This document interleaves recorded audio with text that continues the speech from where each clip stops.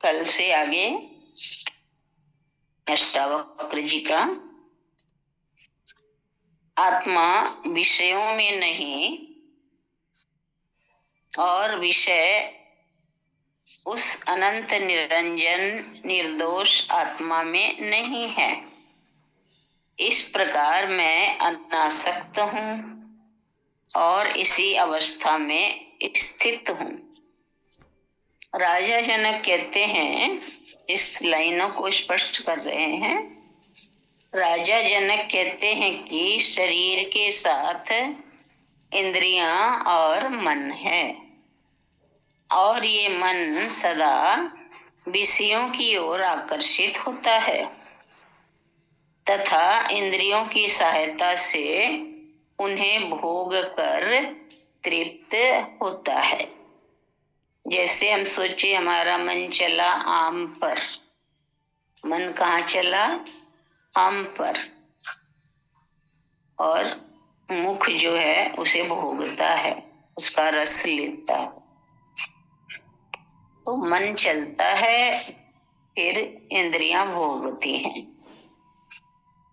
तो कह रहे हैं इंद्रियों की सहायता से उन्हें भोग कर तृप्त होता है।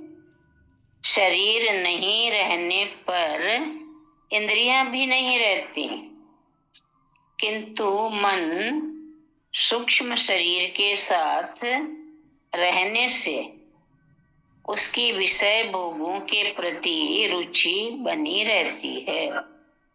इसी वासना के कारण वह पुनः नया शरीर ग्रहण करता है।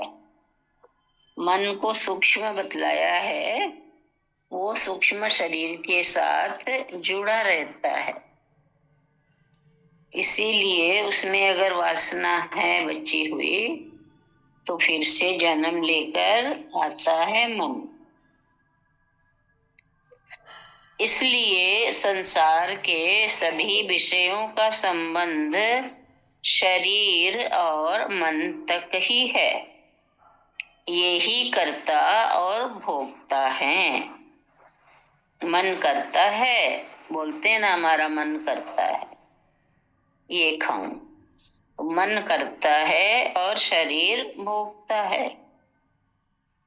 यही विषयों के भोग करते हैं। मैं इनसे परे आत्मस्वरूप हूँ, जो न करता है न भोगता है।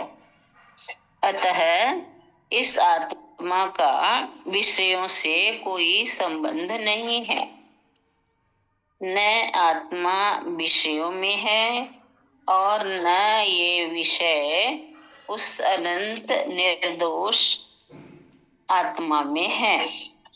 इसलिए मैं आत्मा होने से सदा इन विषयों के प्रति अनासक्त हूँ।